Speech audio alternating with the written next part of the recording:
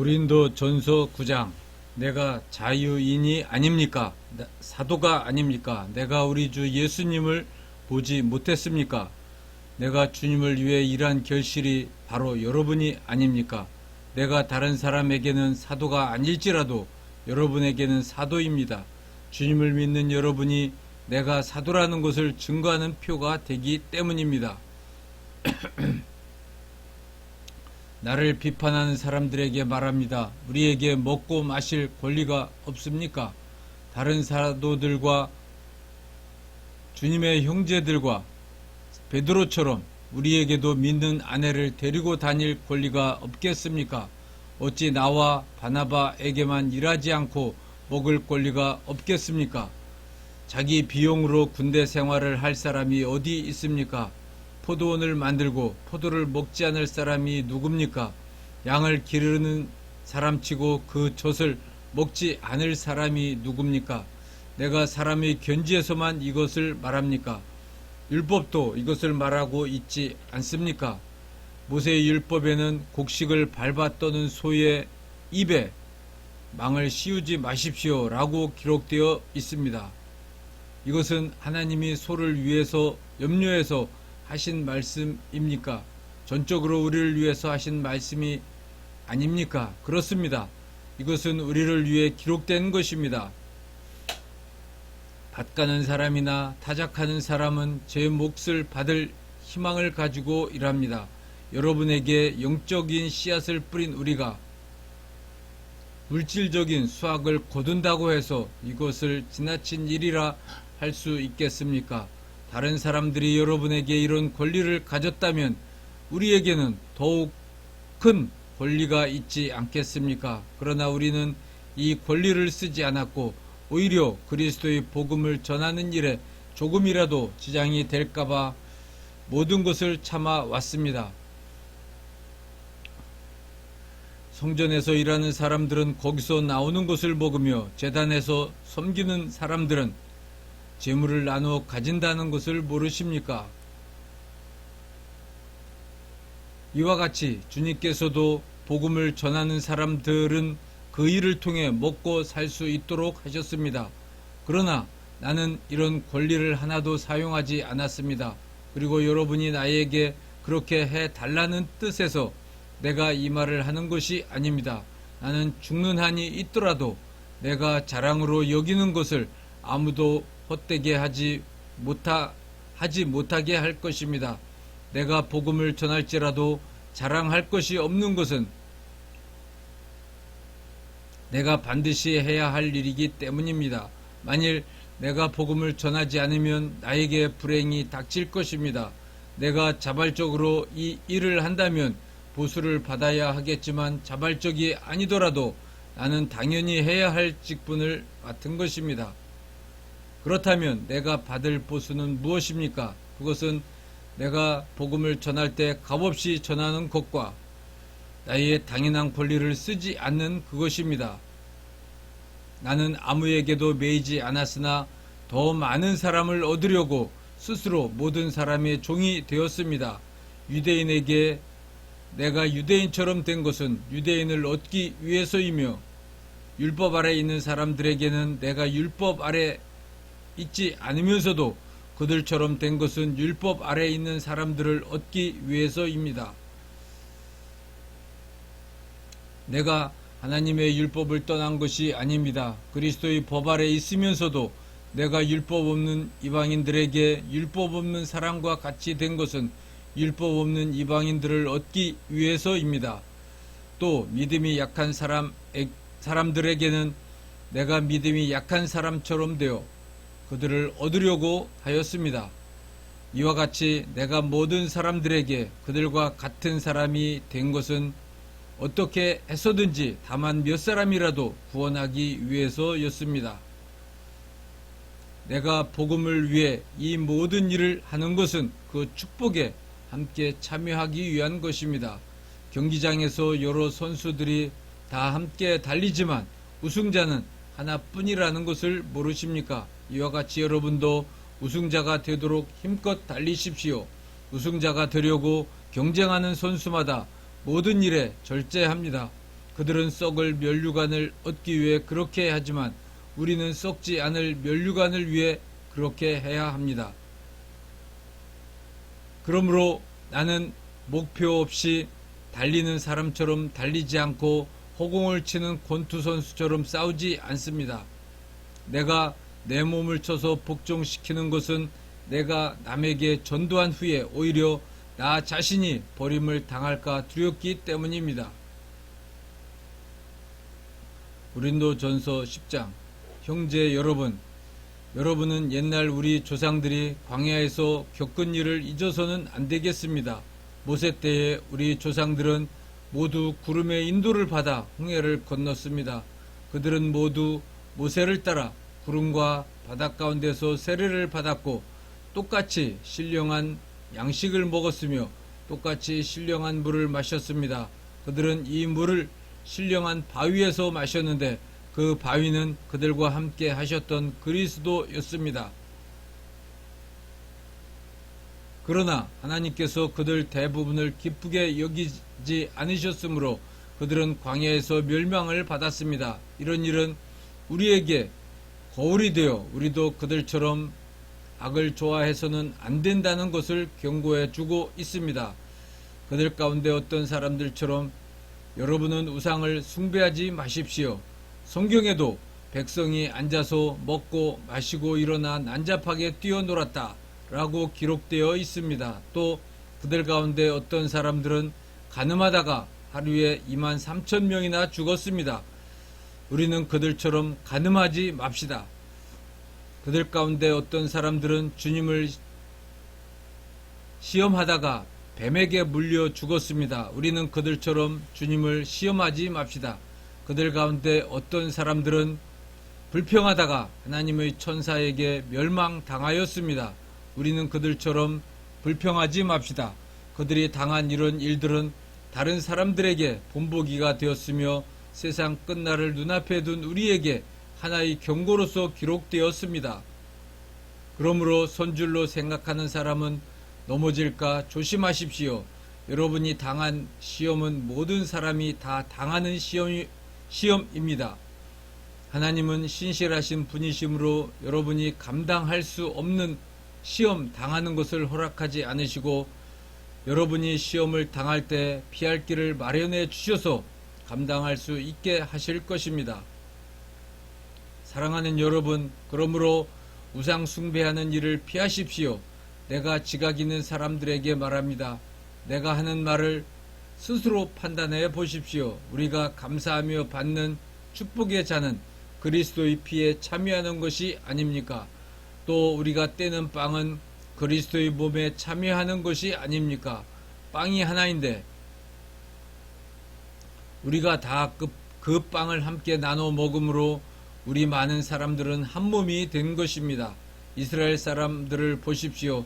제물을 먹는 사람들이 제단에 참여하지 않습니까? 그렇다면 우상의 제물이나 우상은 아무것도 아니지 않습니까? 그러나 이방인들이 제사하는 것은 악령에게 하는 것이지 하나님에게 하는 것이 아닙니다. 나는 여러분이 악령들과 사귀는 것을 원치 않습니다. 주님의 잔을 마시는 여러분이 악령의 잔을 마실 수는 없으며 주님의 식탁에 참여하는 여러분이 악령들의 식탁에 참여할 수는 없습니다. 우리가 주님을 노엽게 해서야 되겠습니까? 우리가 주님보다 강하단 말입니까? 무엇이든 할 수 있는 자유가 있다고 해서 그것이 다 유익한 것이 아니며 또 그것이 다 덕을 세우는 것도 아닙니다. 누구든지 자기 유익을 생각하지 말고 남의 유익을 생각해야 합니다. 시장에서 파는 고기는 무엇이든 양심에 꺼리낌 없이 먹어도 됩니다. 이것은 땅과 그 안에 있는 모든 것이 다 주님의 것이기 때문입니다. 여러분이 불신자의 초대를 받고 가거든 차려주는 것은 무엇이든지 양심에 꺼리낌 없이 먹으십시오. 그러나 누가 여러분에게 그 음식이 우상에게 바쳤던 것이라고 하거든 말한 사람과 양심을 위해 먹지 마십시오. 내가 말하는 양심은 여러분의 양심이 아니라 다른 사람의 양심입니다. 내 자유가 남의 양심으로 판단을 받아야 할 이유가 무엇입니까?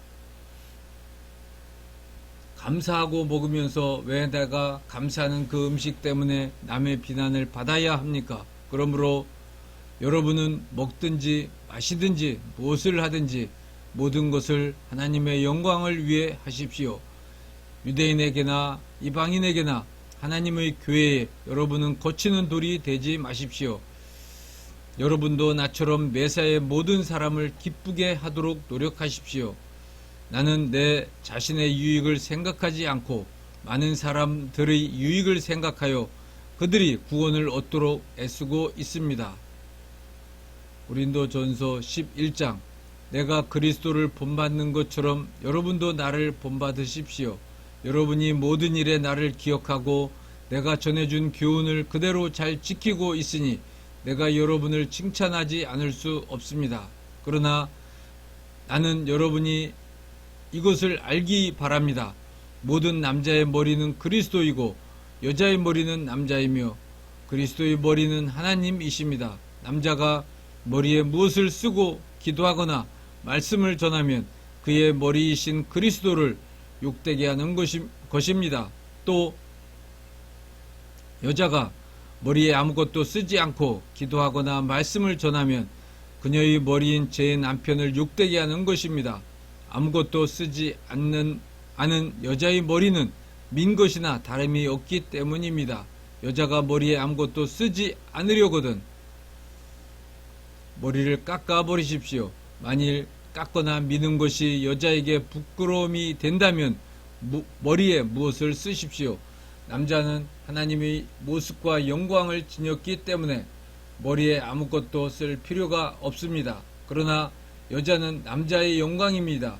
남자가 여자에게서 난 것이 아니라 여자가 남자에게서 났으며 남자가 여자를 위해 창조된 것이 아니라 여자가 남자를 위해 창조되었습니다. 그러므로 여자는 천사들 때문에 남자의 권세 아래 있다는 표로 머리에 수건을 써야 합니다. 그러나 주님 안에서는 남자 없이 여자가 있을 수 없고 여자 없이 남자도 있을 수 없습니다. 그것은 여자가 남자에게서 창조된 것과 같이 남자도 여자를 통해서 태어났기 때문입니다. 그리고 모든 것은 하나님에게서 왔습니다. 여자가 머리에 아무것도 쓰지 않고 하나님께 기도하는 것이 옳은 일인지 여러분은 스스로 판단해 보십시오. 만일 남자가 긴 머리를 하고 다니면 그것이 자기에게 수치가 된다는 것을 본성이 가르치지 않습니까? 그러나 여자의 긴 머리는 자기에게 자랑이 됩니다. 그것은 여자의 긴 머리가 쓰는 것을 대신하기 때문입니다. 비록 어떤 사람이 이 일에 대하여 문제를 삼는다 하여도 우리에게와 하나님의 교회에는 여자가 머리에 아무것도 쓰지 않고 기도하거나 말씀을 전하는 그런 관습이 없습니다. 다음의 지시사항에 대해서는 내가 여러분에게 칭찬할 것이 없습니다. 여러분의 모임이 유익이 되지 못하고 오히려 해가 되기 때문입니다. 우선 나는 여러분이 모이는 교회 안에 분열이 있다는 말을 듣고 있는데 어느 정도 그것이 사실임을 나는 믿습니다. 여러분 가운데 그런 당파가 있게 될 때는 하나님의 인정을 받는 사람이 반드시 드러나기 마련입니다. 그러므로 여러분이 함께 모여서 먹는 그것은 진정한 성찬이라고 할 수 없습니다. 여러분이 가져온 음식을 나눠 먹지 않고 각자 자기 것을 먼저 먹어버리므로 어떤 사람은 배가 고프고 어떤 사람은 취하기 마련입니다. 여러분에게 먹고 마실 집이 없습니까? 어째서 여러분은 하나님의 교회를 업신여기고 가난한 사람들을 부끄럽게 합니까? 내가 여러분에게 무슨 말을 하겠습니까? 여러분을 칭찬하리라고 생각하십니까? 아닙니다. 나로서는 여러분을 칭찬할 수가 없습니다.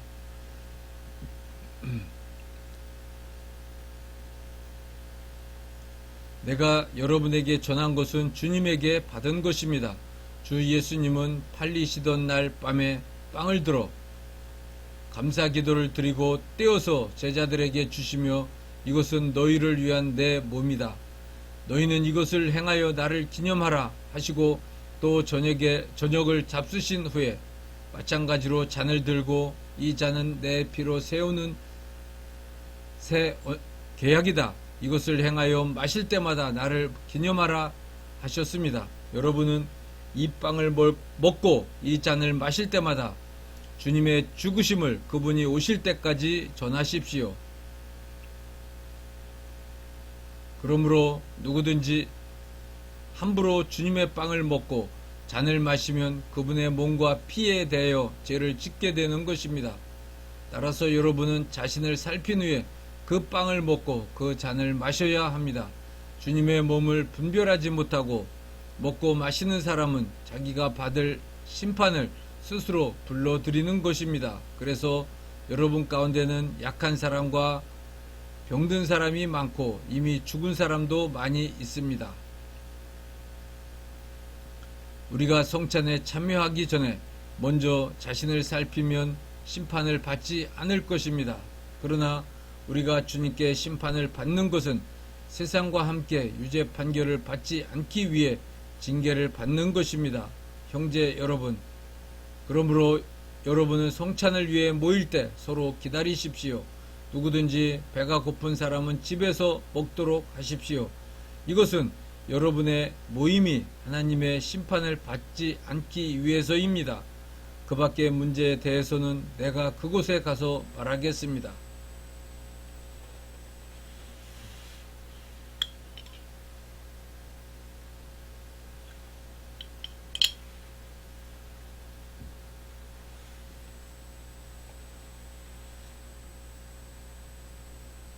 고린도전서 12장. 형제 여러분, 나는 여러분이 영적인 선물에 대하여 모르는 것을 원치 않습니다. 여러분이 더 잘 알겠지만 여러분이 이방인이었을 때는 말 못하는 우상에게 이리저리 끌려 다녔습니다. 그러므로 내가 여러분에게 말합니다. 하나님의 영으로 말하는 사람은 예수님을 저주하지 않습니다. 그리고 성령의 도움 없이는 아무도 예수님을 주님이라고 말할 수 없습니다. 은혜의 선물은 여러 가지 있지만 성령은 한 분이시며 섬기는 일은 여러 가지가 있지만 주님도 한 분이십니다. 그리고 해야 할 일은 여러 가지가 있지만 모든 사람 안에서 일하시는 하나님은 한 분이십니다. 각 사람에게 성령이 계시는 증거를 주신 것은 모든 사람의 유익을 위해서입니다. 어떤 사람에게는 성령이 지혜의 말씀을 주시고 어떤 사람에게는 같은 성령이 지식의 말씀을, 어떤 사람에게는 믿음을, 어떤 사람에게는 병 고치는 능력을, 어떤 사람에게는 기적 행하는 능력을, 어떤 사람에게는 예언하는 능력을, 어떤 사람에게는 영들을 분별하는 능력을,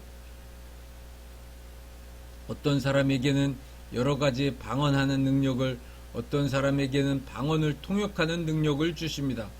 이 모든 것은 같은 한 성령이 하시는 일입니다. 성령은 자기가 원하시는 대로 각 사람에게 이런 은혜의 선물을 나누어 주십니다.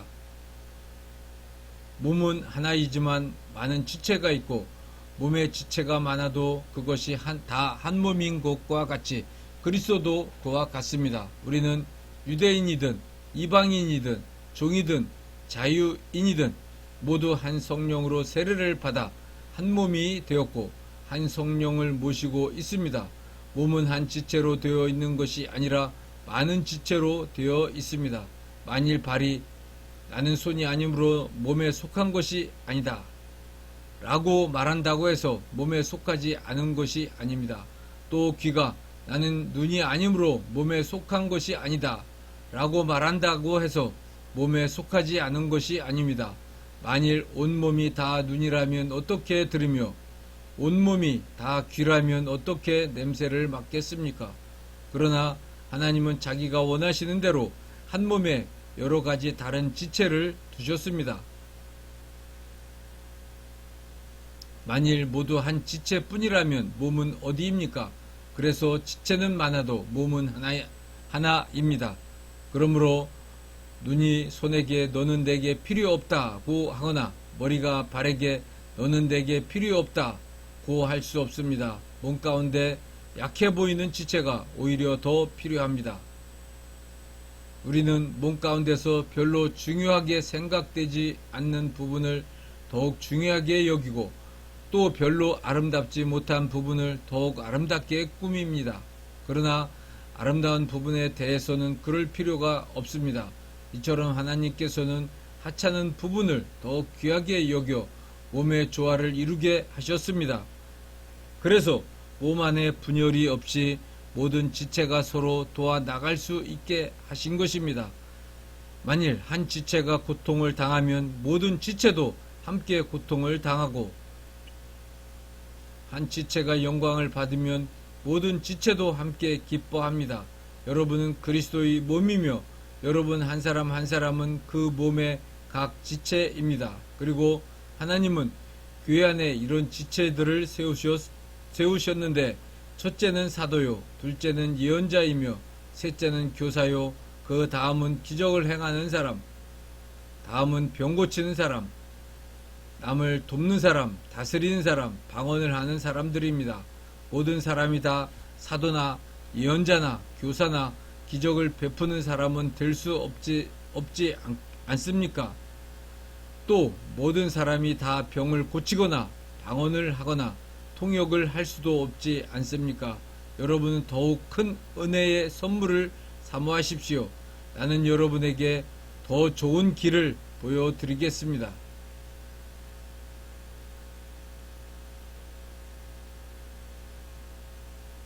고린도전서 13장.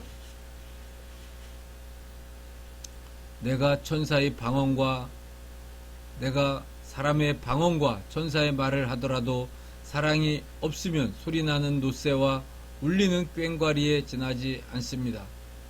내가 예언하는 능력을 가졌고 온갖 신비한 것과 모든 지식을 이해하고 산을 옮길 만한 믿음을 가졌다 하더라도 사랑이 없으면 아무것도 아닙니다. 내가 가지고 있는 모든 것을 가난한 사람들에게 나눠주고 또 내 몸을 불사르게 내어준다고 해도 사랑이 없으면 그것이 나에게 아무 유익이 되지 않습니다. 사랑은 오래 참고 친절하며 질투하지 않고 자랑하지 않으며 잘난 체 하지 않습니다. 사랑은 버릇없이 행동하지 않고 이기적이거나 속내지 않으며 악한 것을 생각하지 않습니다. 사랑은 불의를 기뻐하지 않고 진리와 함께 기뻐합니다. 사랑은 모든 것을 참으며 모든 것을 믿으며 모든 것을 바라고 모든 것을 견딥니다. 사랑은 결코 없어지지 않습니다. 그러나 예언도 없어지고 방언도 그치고 지식도 사라질 것입니다. 우리가 알고 있는 것도 지극히 부분적일 뿐이고 예언도 부분적일 뿐 모든 것이 완전해질 때에는 완전치 못한 모든 것이 없어질 것입니다. 내가 어렸을 때에는 어린아이처럼 말하고 생각하고 판단하였으나 어른이 되어서는 어렸을 때의 일을 버렸습니다. 우리가 지금은 거울을 보는 것 같이 희미하게 보지만 그때에는 얼굴과 얼굴을 맞대고 볼 것이며 지금은 내가 부분적으로 알지만 그때에는 하나님이 나를 아신 것처럼 내가 완전하게 알게 될 것입니다. 그러므로 믿음, 희망, 사랑 이 세 가지는 항상 남아 있을 것이며 그 중에 제일 큰 것은 사랑입니다.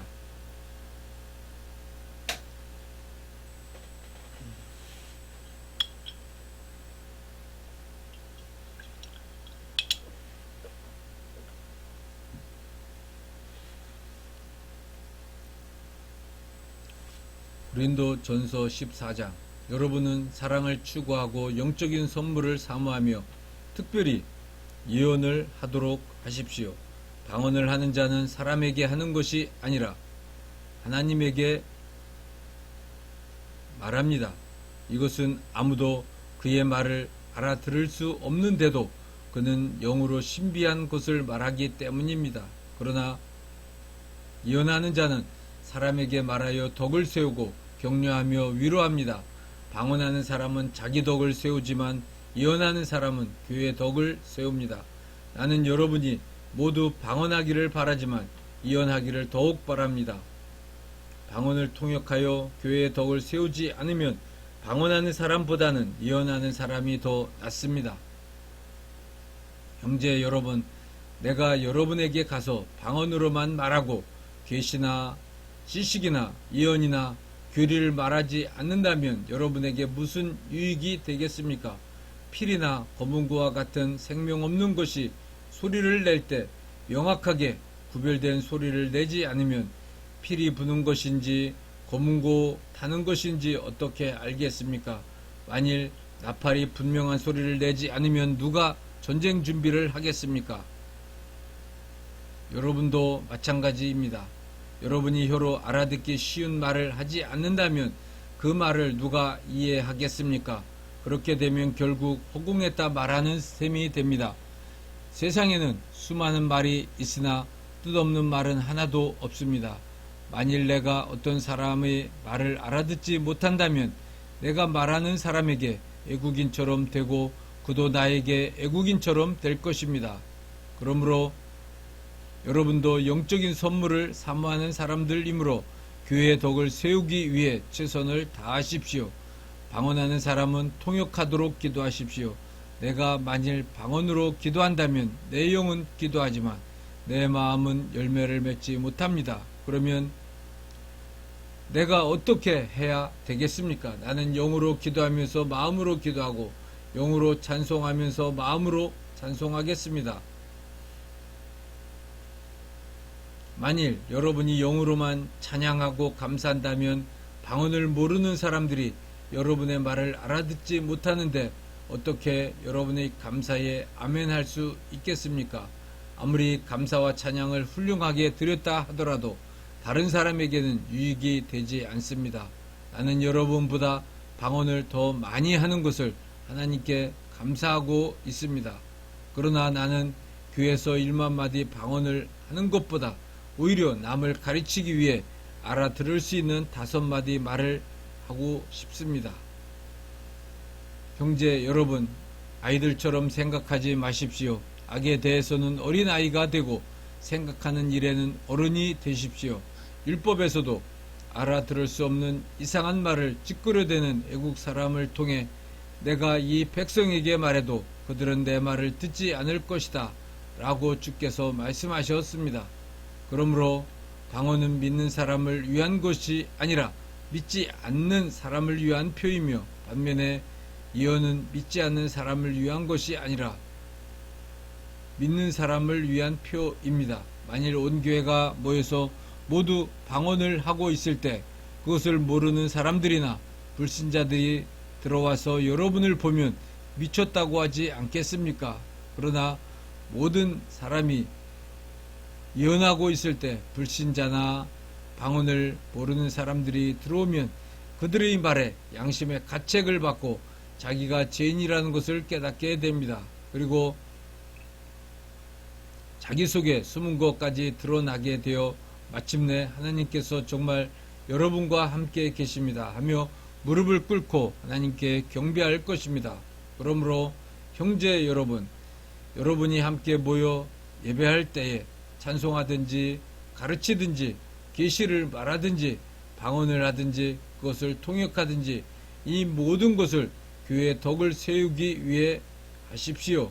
만일 누가 방언을 하려면 2사람이나 많아야 3사람이 차례대로 하고 한 사람은 그것을 통역하십시오.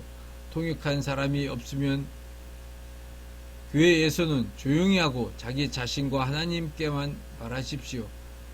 예언도 2-3사람만 하고 다른 사람은 그것을 새겨 들으십시오. 그러나 자리에 앉은 다른 사람들에게 하나님의 계시가 내렸을 때에는 먼저 말하던 사람은 조용히 하십시오. 그렇게 하면 하나님의 말씀을 받은 사람들이 차례로 모두 예언할 수 있게 되므로 모든 사람이 다 배우고 용기를 얻게 될 것입니다. 예언하는 사람은 자기 자신을 다스릴 수 있어야 합니다. 하나님은 무질서의 하나님이 아니라 평화의 하나님이시므로 성도들이 모이는 교회는 모두 그렇게 해야 합니다. 그리고 여자들은 교회에서 말하는 것이 허락되지 않았으니 조용히 하십시오. 율법에도 여자는 남자에게 복종하라고 하였습니다. 만일 알고 싶은 것이 있으면 집에서 자기 남편에게 물어보십시오. 여자가 교회에서 말하는 것은 부끄러운 일입니다. 하나님의 말씀이 원래 여러분에게서 나왔습니까? 여러분만 하나님의 말씀을 받았습니까? 누구든지 자기를 예언자나 영적인 선물을 받은 자로 생각하는 사람은 내가 여러분에게 한 말이 주님의 명령이라는 것을 아십시오. 누구든지 이것을 인정하지 않으면 그도 인정받지 못합니다. 그러므로 형제 여러분은 예언하는 것을 사모하더라도 방언하는 것을 막지 마십시오. 다만 이 모든 것을 적당하고 질서 있게 하십시오.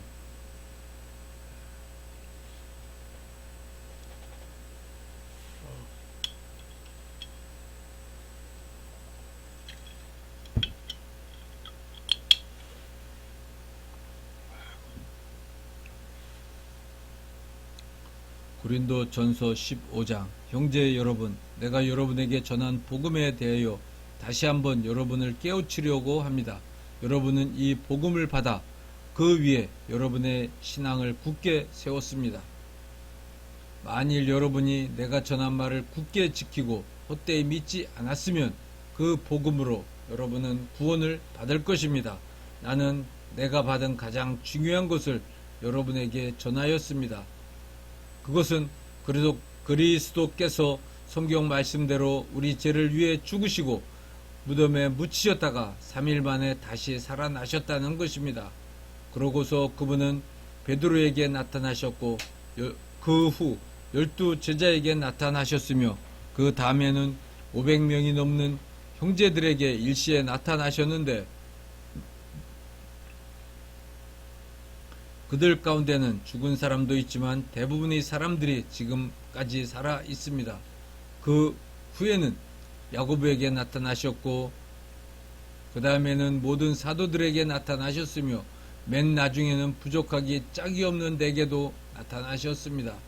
나는 사도들 중에 가장 보잘것없는 사람이며 하나님의 교회를 박해했기 때문에 사도라고 불릴 자격마저 없습니다. 그러나 오늘날 내가 이렇게 된 것은 하나님의 은혜로 된 것이며 내게 주신 그분의 은혜가 헛되지 않아 내가 다른 모든 사도들보다 더 많이 일했습니다. 그렇지만 그것은 내가 한 것이 아니라 나와 함께 하신 하나님의 은혜였습니다. 일한 사람이 나든 그들이든 우리가 다 부활의 소식을 전하였고 여러분도 이것을 믿었습니다. 그리스도께서 죽은 사람 가운데서 다시 살아나셨다고 전파되었는데 어째서 여러분 가운데는 죽은 사람의 부활이 없다고 하는 사람이 있습니까? 만일 죽은 사람의 부활이 없다면 그리스도께서도 다시 살아나지 못하셨을 것입니다. 만일 그리스도께서 다시 살아나지 못하셨다면 우리의 전도와 여러분의 믿음은 헛되고 맙니다. 더구나 하나님이 그리스도를 다시 살리셨다고 우리가 증거했기 때문에 우리는 하나님의 거짓 증인이 될 것입니다. 만일 죽은 사람이 다시 살아나지 못한다면 하나님이 그리스도를 다시 살리지 않으셨을 것입니다. 만일 죽은 사람이 다시 살아나지 못한다면 그리스도도 다시 살아나지 못하셨을 것이며 또 그리스도께서 다시 살아나지 못하셨다면 그분의 믿음도 헛되고 여러분은 여전히 죄 가운데 있을 것이며 그리스도 안에서 죽은 사람들도 망했을 것입니다. 만일 우리가 그리스도 안에서 바라는 것이 이 세상뿐이라면 우리는 그 누구보다도 불쌍한 사람입니다. 그러나 그리스도께서는 죽었다가 다시 살아나 죽은 사람들의 첫 열매가 되셨습니다. 죽음이 한 사람을 통해서 온 것처럼 죽은 사람의 부활도 한 사람을 통해서 왔습니다. 아담의 죄로 모든 사람이 죽은 것 같이 그리스도로 모든 사람이 다시 살게 될 것입니다. 그러나 부활에는 각자 자기 차례가 있습니다. 첫째는 첫 열매이신 그리스도이고 다음은 그리스도께서 다시 오실 때 그분을 믿었던 모든 성도들입니다. 그런 다음 세상의 종말이 올 것이며 그때 그리스도께서는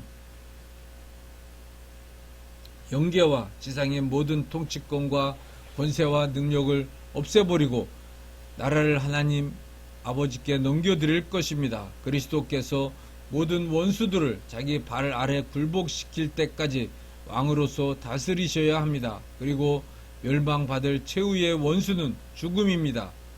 성경은 하나님이 모든 것을 그의 발 아래 복종하게 하셨습니다.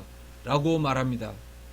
그러나 모든 것을 그의 발 아래 복종하게 하셨다고 말할 때 모든 것을 그리스도에게 복종시키신 하나님은 여기에 포함되지 않는 것이 분명합니다. 하나님이 이렇게 하신 때에는 아들 자신도 모든 것을 그에게 복종시키신 분에게 복종하게 되어 결국 하나님만이 만물을 다스리시게 됩니다. 만일 부활이 없다면 죽은 사람들을 위해 세례를 받는 사람들이 무엇을 하겠습니까? 죽은 사람이 살아나지 못한다면 어째서 그들을 위해 세례를 받습니까? 또 무엇 때문에 우리가 끊임없는 위험을 당해야 합니까? 형제 여러분, 우리 주 그리스도 예수님 안에서 내가 여러분을 자랑스럽게 생각하는 것만큼 확실하게 말하지만 나는 날마다 죽습니다. 내가 만일 인간적인 생각으로 에베소에서 사나운 짐승들과 싸웠다면 내게 무슨 유익이 있었겠습니까? 만일 죽은 사람이 다시 살아나지 못한다면 내일 죽을 텐데 먹고 마시자 할 것입니다. 여러분은 속지 마십시오. 악한 친구와 사귀면 좋은 버릇마저 그르치게 됩니다. 정신을 똑바로 차리고 죄를 짓지 마십시오. 여러분 가운데 아직도 하나님의 뜻, 하나님을 제대로 알지 못하는 사람이 있기에 내가 여러분을 부끄럽게 하려고 이런 말을 합니다. 그러나 죽은 사람이 어떤 몸을 갖게 되며 언제 다시 살아납니까? 하고 묻는 사람이 있을지 모르지만 그것은 어리석은 질문입니다. 여러분이 뿌리는 씨가 죽지 않으면 살아나지 못합니다. 여러분이 뿌리는 것은 형체를 갖춘 식물이 아니라 밀이나 그 밖에 다른 씨앗입니다. 그러나 하나님이 자기가 원하시는 대로 그 씨앗 하나하나에 본래의 형체를 주십니다. 육체라고 해서 다 같은 것이 아니라 사람의 육체와 짐승의 육체와 새의 육체와 물고기의 육체가 각각 다릅니다. 하늘의 형체도 있고 땅의 형체도 있으나 그 영광이 각각 다르며 해와 달과 별의 영광이 다르고 별과 별의 영광도 다 다릅니다. 죽은 사람들의 부활도 이와 같습니다. 몸은 묻히면 썩지만 썩지 않을 것으로 다시 살아납니다. 천한 몸으로 묻히지만 영광스러운 몸으로 다시 살아나며 약한 몸으로 묻히지만 강한 몸으로 다시 살아납니다. 육체의 몸으로 묻히지만 영의 몸으로 다시 살아납니다. 육체의 몸이 있으면 영의 몸도 있는 것입니다. 성경에 첫사람 아담은 산 존재가 되었다라고 쓰여 있으나 마지막 아담인 그리스도는 생명을 주시는 영이 되었습니다. 그러나 영적인 것보다 육적인 것이 먼저 왔으며 그 다음에 영적인 것이 왔습니다. 첫사람 아담은 땅에서 흙으로 빚어졌지만 둘째 사람 예수님은 하늘에서 오셨습니다. 흙에 속한 사람들은 흙으로 만들어진 아담과 같고 하늘에 속한 사람들은 하늘에서 오신 그리스도와 같습니다. 우리가 지금은 흙으로 빚은 사람의 몸을 지니고 있으나 언젠가는 하늘에서 오신 그리스도와 같은 몸을 갖게 될 것입니다. 형제 여러분, 내가 여러분에게 말하지만 살과 피는 하나님의 나라를 물려받을 수 없으며 또 썩을 것은 썩지 않을 것을 물려받을 수 없습니다. 내가 이제 한 가지 비밀을 말하겠습니다. 그것은 우리가 죽지 않고 모두 변화된다는 것입니다. 마지막 나팔 소리가 울릴 때 눈 깜짝할 사이에 죽은 사람들이 썩지 않을 사람으로 다시 살아날 것이며 우리는 모두 변화될 것입니다. 이 썩을 것이 썩지 않을 몸을 입고 이 죽을 것이 죽지 않을 몸을 입고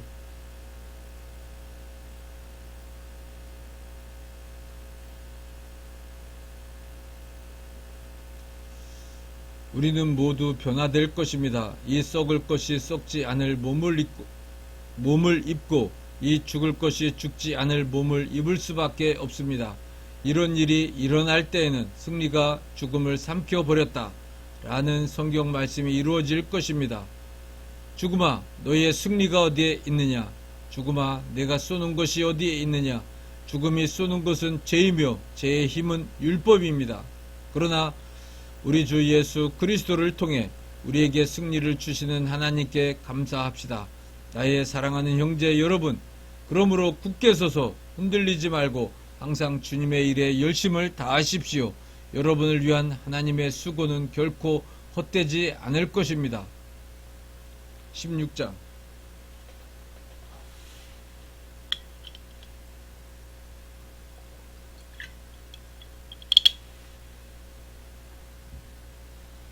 고린도전서 16장 예루살렘 교회 성도들을 돕기 위한 헌금에 대해서는 내가 갈라디아의 여러 교회에 지시한 것과 같이 여러분도 그렇게 하십시오. 여러분은 일요일마다 각자 자기 수입에 따라 얼마씩 따로 떼어 놓아서 내가 갈 때 헌금을 거두지 않도록 하십시오. 내가 그곳에 가면 여러분이 인정하는 사람들에게 내 소개 편지를 주고 그들을 보내서 여러분의 헌금을 예루살렘에 전하도록 하겠습니다. 만일 나도 가는 것이 좋다면 그들과 함께 가겠습니다. 내가 마게도니아를 지나가야 하므로 그곳에 들른 후에 여러분에게로 가겠습니다. 나는 얼마 동안 여러분과 함께 지내게 될 것 같습니다. 어쩌면 여러분과 함께 겨울을 보내게 될지도 모르겠습니다. 그렇게 되면 내가 어디로 가든지 여러분의 도움을 받아 여행을 계속할 수 있을 것입니다. 지금은 지나는 길에 여러분을 만나고 싶은 생각이 없습니다. 주님이 허락하시면 여러분과 함께 얼마 동안 머물러 있고 싶습니다. 그러나 오순절까지는 내가 에베소에 머물려고 합니다. 이것은 내가 효과적으로 일할 수 있는 큰 문이 활짝 열려 있고 또 나를 대적하는 사람들도 많이 있기 때문입니다. 디모데가 그리로 가거든 아무 걱정 없이 여러분과 함께 지낼 수 있게 해 주십시오. 그도 나처럼 주님의 일을 하고 있습니다. 그러므로 아무도 그를 업신여기지 말고 평안히 보내 내게 돌아오게 하십시오. 나는 형제들과 함께 그가 돌아오기를 기다리고 있습니다. 그리고 형제 아볼로에 대해서는 내가 그에게 다른 형제들과 함께 여러분에게 가라고 여러 번 권했으나 지금은 갈 마음이 없는 것 같습니다. 그러나 기회가 있으면 가게 될 것입니다. 여러분은 정신을 차리고 믿음에 굳게 서서 남자답게 강하십시오. 그리고 모든 일을 사랑으로 하십시오. 형제 여러분, 여러분도 알고 있겠지만 스데반의 가정은 아가야 지방에서 제일 먼저 믿었으며 또 성도들을 섬기는 일에 몸바쳐 일해 왔습니다. 그러므로 여러분은 이런 사람들과 또 그들과 함께 일하며 수고하는 사람들에게 복종하십시오. 스데바나와 부두나도와 아가이고가 와서 기쁩니다. 그들은 여러분이 못다 한 것을 보증해 주었습니다. 그들이 나와 여러분의 마음을 시원하게 하였으니 그런 사람들에게 고맙게 생각하십시오. 아시아의 여러 교회가 여러분에게 문안합니다. 아굴라와 브리스가와 그들의 집에서 모이는 교회 성도들과 함께 주 안에서 여러분에게 진심으로 문안하고 이곳에 있는 모든 형제가 여러분에게 문안합니다. 여러분도 주님 안에서 따뜻한 인사를 나누십시오. 나 바울은 손수 이 문안에 글을 씁니다. 누구든지 주님을 사랑하지 않으면 저주를 받을 것입니다. 마라나다, 우리 주님이 오십니다. 주 예수 그리스도의 은혜가 여러분과 함께하고 나의 사랑하는 그리스도 예수님 안에 있는 여러분 모두에게 함께하기를 기도합니다. 아멘. 고린도 사람들에게 보내는 첫 번째 서신을 빌립보에서 써서 스데바나와 부두나도와 아가이고와 디모데 편에 보내다. 마치겠습니다.